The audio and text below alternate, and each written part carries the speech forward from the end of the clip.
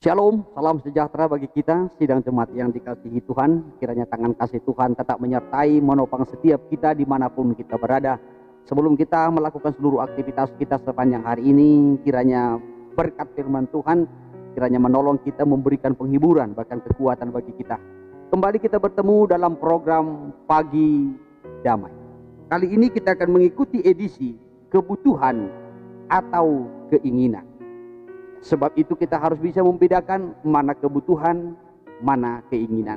Ini dikutip dari kitab 1 Timotius dari pasalnya yang ke-6, dari ayat 8 sampai kepada ayatnya yang ke-10. Saya akan bacakan terlebih dahulu bagi kita sekaliannya, demikianlah firman Tuhan.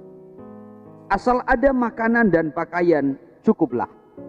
Tetapi mereka yang ingin kaya terjatuh ke dalam pencobaan, ke dalam jerat, dan ke dalam berbagai-bagai nafsu yang hampa dan mencelakakan, yang menenggelamkan manusia ke dalam keruntuhan dan kebinasaan. Karena akar segala kejahatan ialah cinta uang, sebab oleh memburu uanglah beberapa orang telah menyimpang dari iman dan menyiksa dirinya dengan berbagai-bagai duka. Dari ayat ini ada dua hal yang kita perhatikan. Yang pertama-tama adalah kebutuhan, yang kedua adalah keinginan. Ya, tentu dalam hidup ini kita memiliki kebutuhan-kebutuhan. Dan dalam hidup ini juga kadangkala timbul keinginan-keinginan. Ya, sudah. Kebutuhan kita yang paling utama itu diungkapkan dalam ayatnya yang ke-8. Asal ada makanan dan pakaian cukuplah. Kebutuhan kita yang paling utama adalah makanan dan pakaian.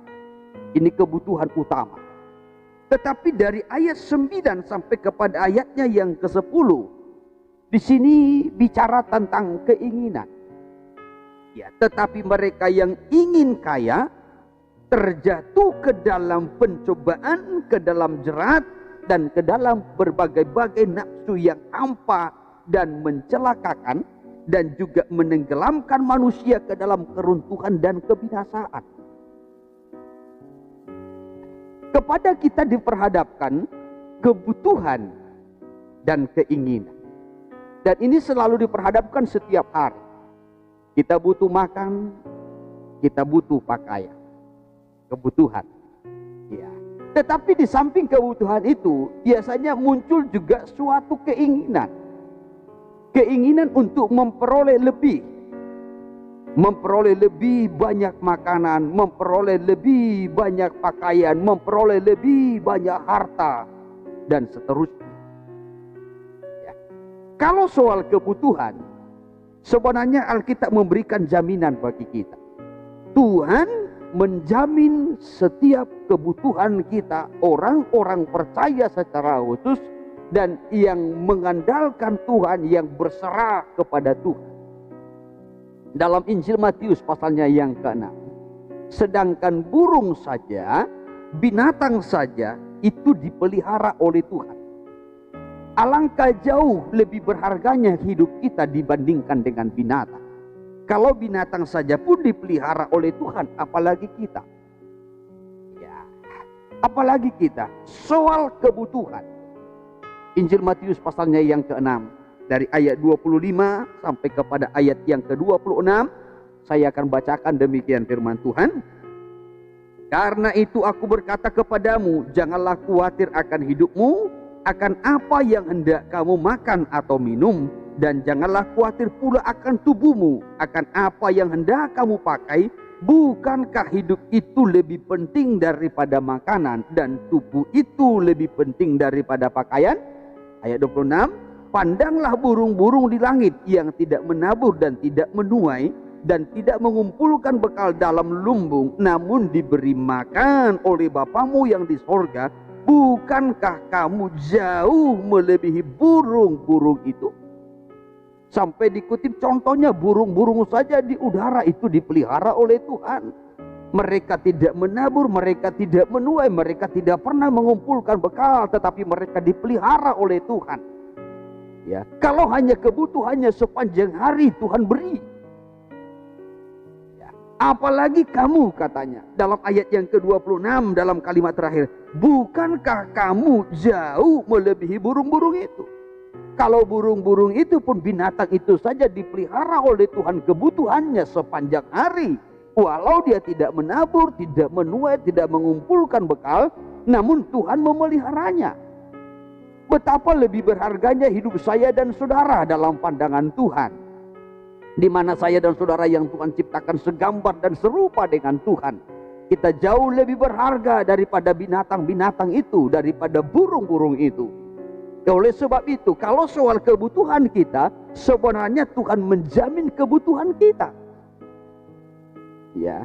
Namun yang menjadi persoalannya, saudara, ya, walaupun Tuhan sudah menjamin kebutuhan kita setiap waktu, setiap hari sampai selama-lamanya, namun di dalam diri manusia ini ada keinginan-keinginan, dan keinginan itulah yang menyeret manusia kepada pencobaan. Keinginan itulah yang menyeret manusia itu kepada penderitaan. Keinginan itulah yang menyeret manusia itu nanti kepada kebinasaan, sampai mencelakakan, membinasakan manusia itu sendiri, katanya tadi dalam kitab Timotius. Ya, jemaat yang dikasihi Tuhan, saya mau sampaikan bahwasanya kebutuhan-kebutuhan kita sudah dijamin oleh Tuhan. Namun bukan berarti kita salah kalau kita punya keinginan. Tetapi jangan sampai keinginan itu menguasai kita. Jangan sampai keinginan-keinginan itu menyeret kita kepada dosa.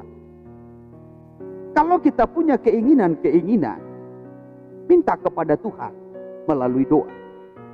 Kalau Tuhan mengaruniakannya, ya puji Tuhan. Tetapi kalau Tuhan belum mengaruniakannya, berarti belum waktunya.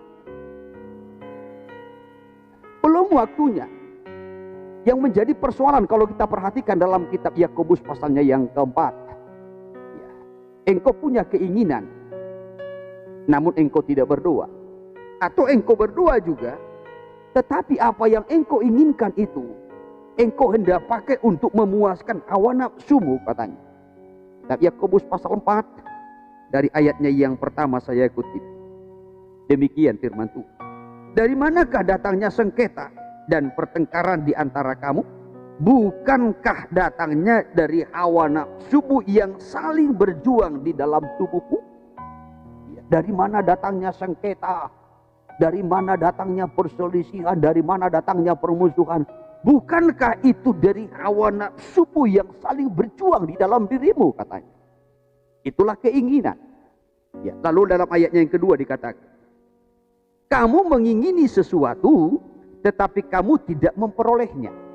Lalu kamu membunuh, kamu iri hati, tetapi kamu tidak mencapai tujuanmu. Lalu kamu bertengkar dan kamu berkelahi. Kamu tidak memperoleh apa-apa karena kamu tidak berdoa. Ya, sehingga terjadilah iri hati, ya, terjadilah perkelahian, terjadilah sengketa, terjadilah pertengkaran. Kenapa, saudara? Karena di dalam diri manusia itu ada keinginan-keinginan, dan keinginan itu yang menguasai hidupnya. Tidak salah di dalam diri kita ini ada keinginan, tidak salah. Tetapi kita yang harus mengendalikan keinginan itu. Kalau hal yang pertama tadi saya sudah sampaikan, kalau soal kebutuhan, Tuhan sudah memberikan jaminan bahwasanya Tuhan akan memberikan kebutuhan kita. Ya, kalau burung-burung saja dipelihara oleh Tuhan, apalagi saya dan saudara. Sekarang yang menjadi persoalannya adalah keinginan. Di dalam diri kita sebagai manusia ada timbul keinginan-keinginan, keinginan untuk lebih, ya, keinginan untuk lebih dipakai dari yang lain, keinginan untuk lebih dihormati dari yang lain, keinginan untuk lebih kaya dari yang lain. Ya, saudara, keinginan untuk lebih dipuji dari yang lain, keinginan untuk lebih dihormati dari yang lain, ya, keinginan untuk lebih besar dari yang lain. Ya, saudara, ada banyak keinginan-keinginan ini. Tetapi keinginan-keinginan itu harus kita kuasai. Tidak salah kita berdoa apa yang kita inginkan kepada Tuhan supaya Tuhan memberikannya pada waktunya, ya, sesuai dengan kedewasaan rohani kita. Oleh sebab itu kalau Tuhan memberikannya, ya puji Tuhan. dan kita harus pergunakan dengan baik. Jangan sampai kita jatuh dalam dosa. Tetapi kalau Tuhan belum mengaruniakannya, Tuhan belum memberinya, jangan sampai kita menghalalkan segala cara untuk memenuhi kebutuhan itu. Sehingga kita jatuh dalam dosa, memaksakan diri, ya sudah, menyiksakan diri untuk mencapai keinginan-keinginan itu. Ya, jadi kita harus menguasai diri kita, menguasai keinginan-keinginan kita. Sampaikan kepada Tuhan melalui doa. Tetapi keinginan-keinginan itu tentunya untuk kemajuan pelayanan, ya, perkembangan pelayanan, ya, keinginan-keinginan itu untuk perkembangan rohani kita, pertumbuhan rohani kita, bukan untuk memuaskan hawa nafsu. Ya, kalau untuk memuaskan hawa nafsu, sekalipun kita berdoa kepada Tuhan, Tuhan tidak mengaruniakannya. Dalam ayatnya yang ketiga dikatakan, atau kamu berdoa juga, tetapi kamu tidak menerima apa-apa, karena kamu salah berdoa. Sebab yang kamu minta itu hendak kamu habiskan untuk memuaskan hawa nafsumu. Kalau tadi ayat 2 dikatakan, ya, kamu bertengkar, kamu iri hati, terjadi sengketa, perselisihan dan lain sebagainya, karena kamu tidak berdoa. Sebab di dalam diri kamu ada keinginan, dan keinginan itu bergejolak. Ya, tetapi dalam ayat 3 didoakan. Tetapi yang didoakan itu, yang diminta itu, yang diinginkan itu hendak untuk memuaskan hawa nafsu dagingnya. Seperti yang sudah saya utarakan tadi, sudah ada orang mungkin ingin lebih besar, lebih menonjol, lebih dihormati, lebih terpandang. Ya, saudara, lebih diberkati daripada yang lain. Keinginan-keinginan ini, ya, bukan keinginan bagaimana supaya pelayanannya mungkin lebih luas, bisa menjangkau sebanyak-banyaknya jiwa, ya, pelayanannya bisa lebih besar lagi, saudara, untuk menampung, memenangkan sebanyak-banyaknya jiwa-jiwa untuk kemuliaan nama Tuhan, ya, atau untuk pertumbuhan rohaninya. Tidak salah kita meminta kepada Tuhan kalau keinginan itu ada, tapi minta di dalam doa. Dan kalau Tuhan mengaruniakannya, pergunakan itu dengan baik. Ya, tapi kalau Tuhan belum mengaruniakannya, saudara, berarti Tuhan menunggu kedewasaan kita. Jangan sampai kita menghalalkan segala cara untuk mencapai keinginan-keinginan itu, sehingga nanti menyerempet dengan dosa. Ya, saudara, sehingga kita terseret kepada dosa, memaksakan diri, menyiksakan diri untuk mencapai keinginan-keinginan itu. Hati-hati, saudara. Kalau dalam Injil Matius pasalnya yang keempat, ada 3 sumber keinginan di sana. Ketika Yesus dibawa untuk dicobai di padang gurun, yang pertama-tama ditawarkan kepada Yesus, jadikanlah batu itu menjadi roti ketika Yesus itu lapar. Ya, sudah. Nah, keinginan yang pertama itu bisa muncul dari keinginan akan makanan. Makanan itu memang kebutuhan. Tetapi kalau sudah lebih daripada kebutuhan, itu namanya hawa nafsu. Ya, hawa nafsu. Kita perlu makan, tetapi kita makan sesuai dengan kebutuhan kita. Kalau lebih daripada kebutuhan, itu namanya hawa nafsu. Nah, saudara, hawa nafsu ini keinginan-keinginan untuk memuaskan. Maka ada perjamuan makan, ada perjamuan minum, itu lebih daripada kebutuhan. Itu untuk memuaskan hawa nafsunya. Jadi keinginan itu bisa muncul dari perkara makanan dan minuman. Lalu hal yang kedua, dari mana munculnya keinginan itu? Dari hal yang kedua, saudara, kalau kita memperhatikan pencobaan yang kedua yang ditawarkan kepada Yesus, itu dikatakan, jatuhkanlah dirimu dari hubungan bait Allah ini, sebab ada tertulis tentang engkau. Maka ia akan mengutus malaikat-malaikatnya untuk menatang engkau, supaya kakimu tidak terantuk kepada batu. Iya, ini keinginan untuk dihargai. Yesus bisa melakukan itu. Ya, saudara, bisa melakukannya. Andai Yesus melakukan itu, dia lompat dari hubungan bait Allah, dan dia tidak terantuk kepada batu, dia tidak mati, dia tidak sakit, sehingga orang banyak nanti akan menghargainya, orang banyak akan memujinya, orang akan berkata hebat, luar biasa. Ya, ini keinginan untuk mendapat suatu penghargaan. Dalam hidup ini kadangkala kita juga, saudara, diperhadapkan dengan keinginan-keinginan ini, atau keinginan untuk dihargai ini muncul, sehingga kita rindu melakukan hal-hal yang hebat, ya, yang membuat orang kagum, yang membuat orang akhirnya memuji kita, bangga dengan kita. Ya, ini keinginan ini muncul. Ya, baik tadi dari makanan, minuman, maupun juga keinginan untuk dihargai, mendapat penghargaan. Lalu dari mana sumber yang ketiga? Sumber yang ketiga, ketika Yesus dicobai dengan pencobaan yang ketiga, setan berkata kepada Yesus dan memperlihatkan segala kekayaan, kemuliaan dunia dengan satu perjanjian. Kalau engkau mau sujud menyembah kepadaku, maka semua ini akan kuberikan kepadamu, katanya. Tapi Yesus berkata, ada tertulis, engkau hanya menyembah kepada Bapa, kepada aku. Ya, ini adalah keinginan akan kemakmuran. Ya, ada orang keinginan untuk makmur. Ya, kekayaan, harta yang banyak, penampilan yang hebat, penampilan yang mantap, kecantikan, ketampanan menonjol di sini. Bagaimana supaya dia terlihat lebih cantik dari yang lain, lebih tampan dari yang lain, lebih berada daripada yang lain, kendaraannya lebih mantap daripada yang lain, rumahnya lebih mantap dari yang lain. Ya saudara, barang-barangnya mungkin, saudara, fasilitasnya lebih mantap dari yang lain. Ini soal kemakmuran, ada keinginan ini. Sehingga kadangkala kita memaksakan diri, bahkan kadangkala kita menghalalkan segala cara, dan kita menyimpang daripada kebenaran. Ini adalah keinginan yang lebih daripada kebutuhan yang seharusnya kita butuhkan. Oleh sebab itu, sidang jemaat yang dikasihi Tuhan, jangan sampai engkau terseret kepada dosa. Jangan sampai engkau terikat dengan perkara-perkara dunia. Jangan sampai engkau jatuh ke dalam berbagai-bagai penderitaan oleh karena keinginanmu.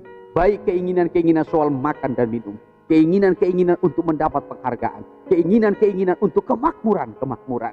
Tapi ingatlah, kalau hanya soal kebutuhan, Tuhan sudah menjaminnya. Kalaupun ada keinginan di hatimu, sampaikan kepada Tuhan. Kalau Tuhan mengaruniakannya pada waktunya, ketika kita menginginkan, ketika kita membutuhkannya, ya puji Tuhan. Tapi kalaupun Tuhan tidak mengaruniakannya, saudara, berarti karena belum waktunya, atau mungkin tidak sesuai dengan kehendak Tuhan. Ya saudara, tetapi jangan sampai kita memaksakan diri, supaya jangan sampai kita terseret kepada dosa. Kiranya Tuhan menolong kita untuk kita bisa mengerti, membedakan mana kebutuhan, mana keinginan. Sehingga kita tetap ada dalam rencana Tuhan. Hidup dalam kebenaran. Tuhan Yesus kiranya memberkati kita sekali lagi. Haleluya.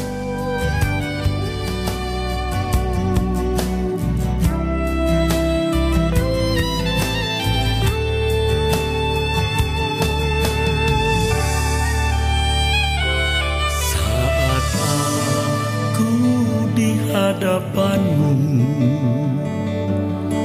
terselimuti kehadiranmu,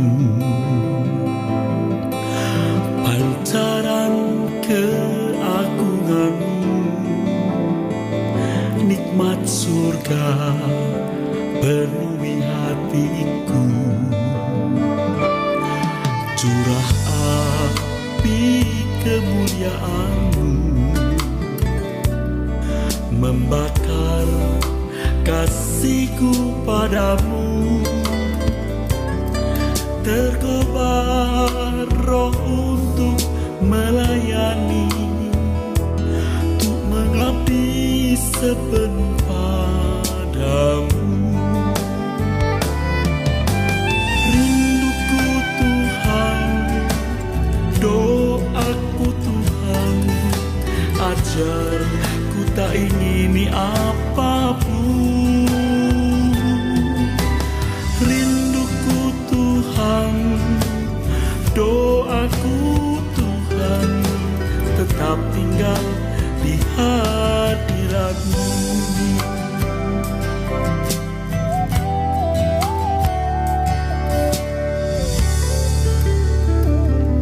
Saat aku hadapanmu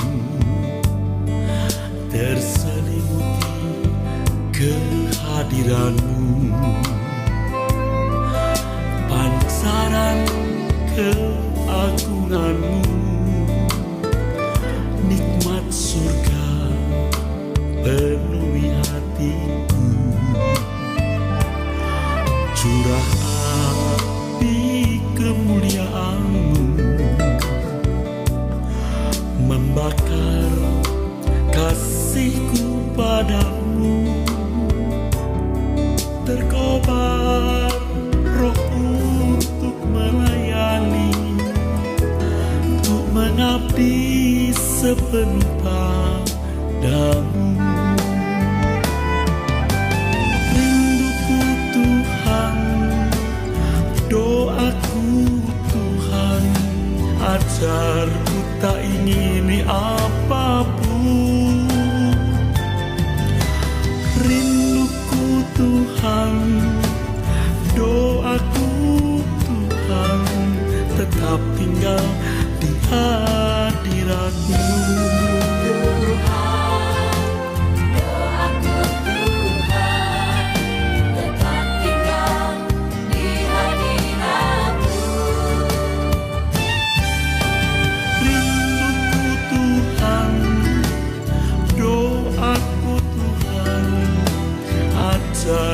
Tak ingin